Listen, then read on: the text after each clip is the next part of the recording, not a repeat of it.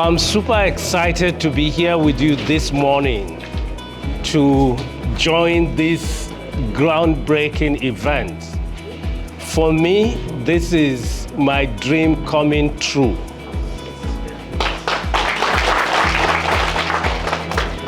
The idea about Future Map Foundation is to enable and empower our people to think beyond just our immediate community, to see how we can use the power of technology to leapfrog as a community, as a state, and as a nation. So today, the theme of our event, that's fostering innovation, digital transformation, and AI, is the future we are talking about today. And the intersection between innovation, digital transformation, and AI is going to change the way we live, the way we work, and the way we interact as human beings. Because let us just look at them one by one. What is innovation? What is digital transformation and AI itself? And how can we apply it to our lives? Innovation is just a process of taking an idea from inception to impact. We all have ideas. And it's not about the idea. Anything you can think of, someone has thought about it before. But the game changer is taking that your idea from idea to impact. Getting someone to pay you money to use that your idea, or using that your idea to solve a real life problems. That's what innovation is. Therefore, innovation is invention and commercialization, because invention is easier and also it costs money, but innovation, it makes money. So the ability to be able to commercialize what you invented, that's the innovation. And that's the only way that countries can grow. Even if you look at history, the technology itself, or even the development, the economic prosperity of nations happens through innovation. 100 years ago in the US, according to facts and figures, less than 50% of the people in the US were able to have 3 square meals. More than 60% of the people spend their earning on meals.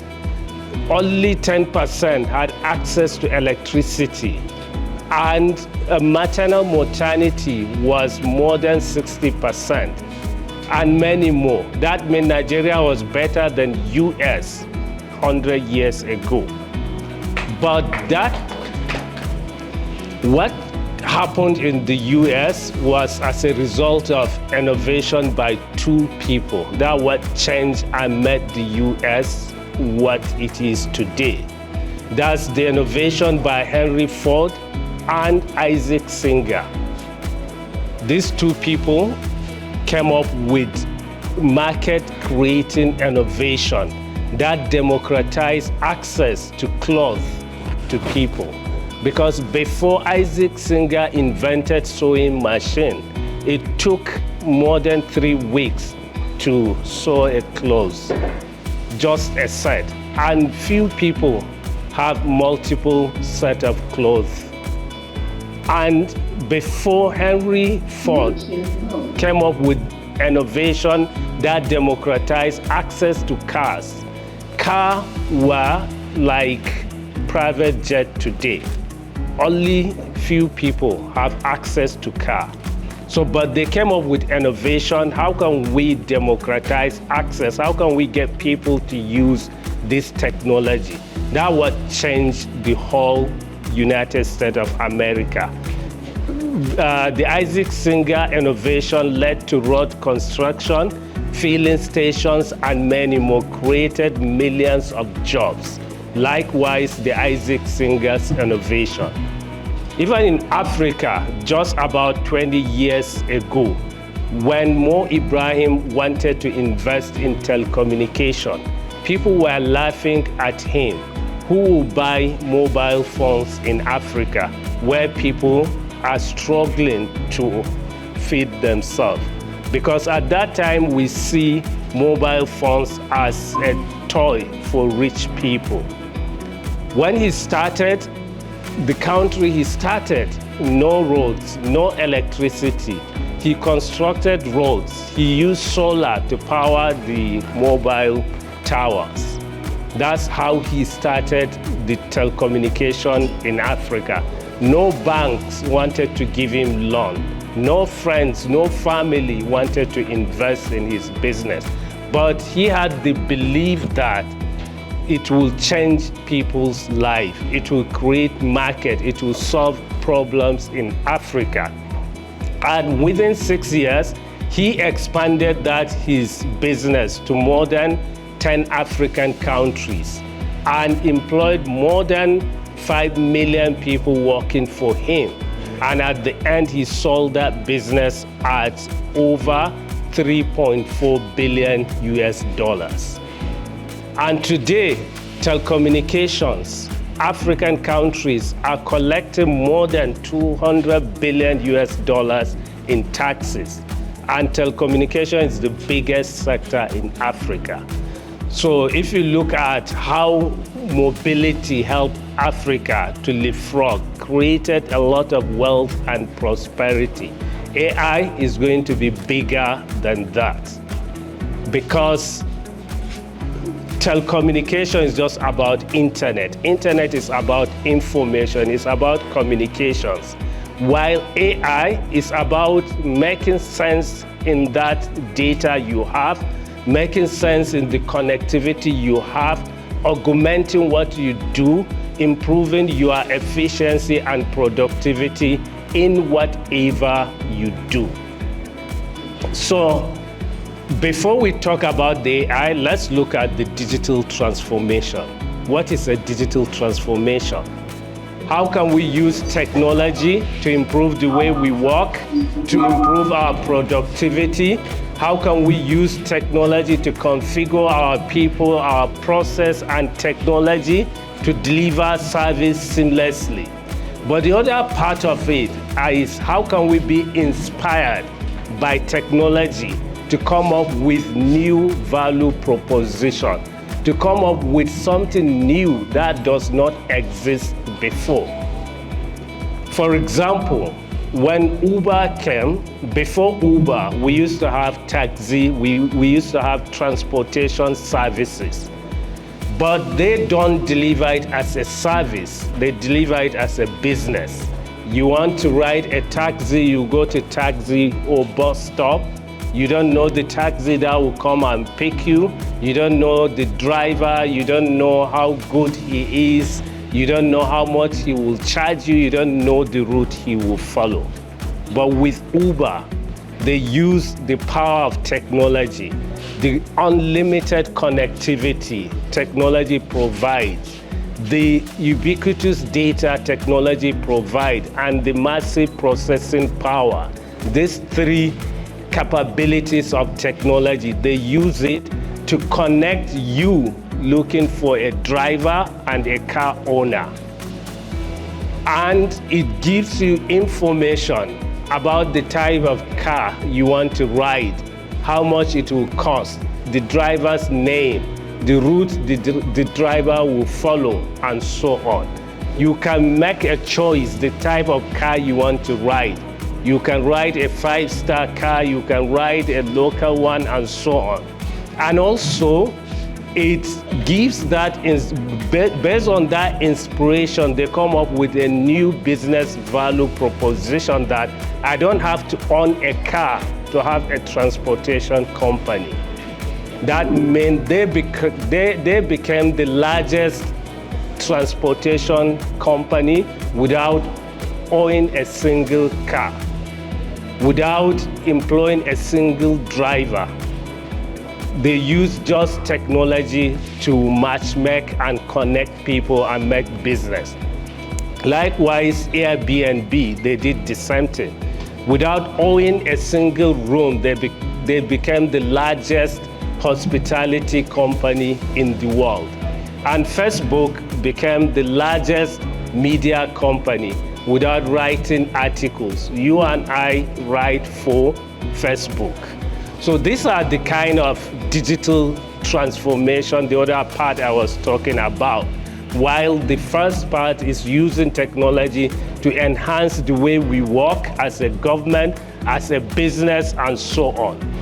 So as a government, if we say we want to improve productivity, how can we configure our people, process, and technology to work together to deliver service to our citizens? For example, let's say I want to apply for land. Mostly you have to go and fill form. You start maybe following file from one office to another. It will take time before someone will go do the surveyor. They will go and identify the land, beacon it, and so on. How can we use, for example, AI or technology or digital transformation to make this easier for our citizens? Because digital transformation is not about technology. It is about people, because it is about delivering services. We all say that digital transformation is about improving the way we do things. It's about efficiency. It's about using technology as a source of inspiration to come up with a new way of doing things. So that means the end is not the technology, but the people, either the citizens that will consume the services or the staff that will do the work. We are going to work together to come up with a fellowship program whereby we can identify young, talented Jigawa citizens, train them, and create opportunity for them. Because if government is going to do digital transformation, head of service will not use his staff to build all the systems. You need people that will build the systems. And we don't want Jigawa to be bringing people from outside to build those digital offerings for us. That's why we want to start this fellowship program, so that we have thousands of computer graduates in Jigawa. Many of them are waiting for government works, which is not there. So why can't we use this opportunity to train them and give them opportunity to be the one building digital offerings for Jigawa State and even beyond? Because I know Dr. Rizlan, they train some youths. Today they are living in Jigawa, working remotely, doing AI tagging, earning more than 300,000 naira per month, which I believe is more than what state or federal government pay fresh graduates. So we want to see more of this. And also, when you talk about digital transformation, talent is the people component of that digital transformation. Because as a business, as a government, whatever you do, if it is about technology, your company is as good as it is next product or services. And that product or services are as good as the people who make them. So you need to have strong talent pool. And even Nigeria as a nation, our human capital is our greatest resource, not the natural resources we have anywhere in the world today. It is about talent, because talent alone is $8.5 trillion industry. Because according to Conferry and World Economic Forum, by 2030 there would be 85 million talent deficit if left unaddressed, that could result to $8.5 trillion in annual revenue loss. So Nigeria, we can position ourselves to become the global talent net exporter. Jigawa, we have young population. Jigawa was the first state to start doing IT investment in Nigeria. So I think it is the right time to claim that position we used to be. We started IT in Jigawa before Lagos, but today Lagos technology and innovation ecosystem is valued at more than $15 billion, which is more than Jigawa GDP, about 10 times more than our entire GDP. We started here in Jigawa. Rizlan started from, was it Kazaure Silatan Karkar? I started from Hadejia, even Hudi Islamia.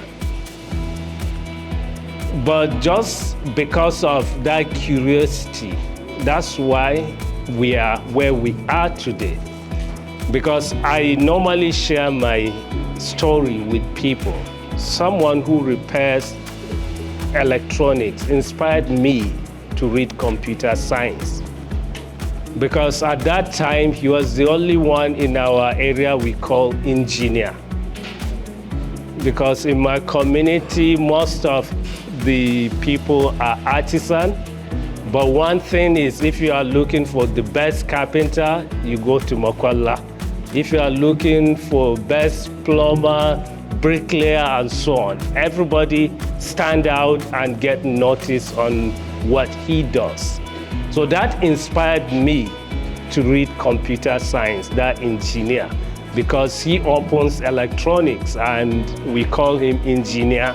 I was telling him I want to be like him. Then one day he told me you should go and read computer. And it was because of him I learned how to repair a computer while I was in 200 level. Because of that value of my community value, that's why when I was serving, I challenged myself, why would I read computer science and come for NYC moving file from one office to another on 9 to 5 basis? Then I challenged myself to develop website for the company I served with. I put my contact details before I finished my NYC. I was contacted by a company to develop website for them, and they paid me 1.5 million naira. I try to be an expert in whatever I do. So I believe in Jigawa we have the potential. We have young graduates who we want them to join this fellow so that we can create our future. So thank you very much for your attention.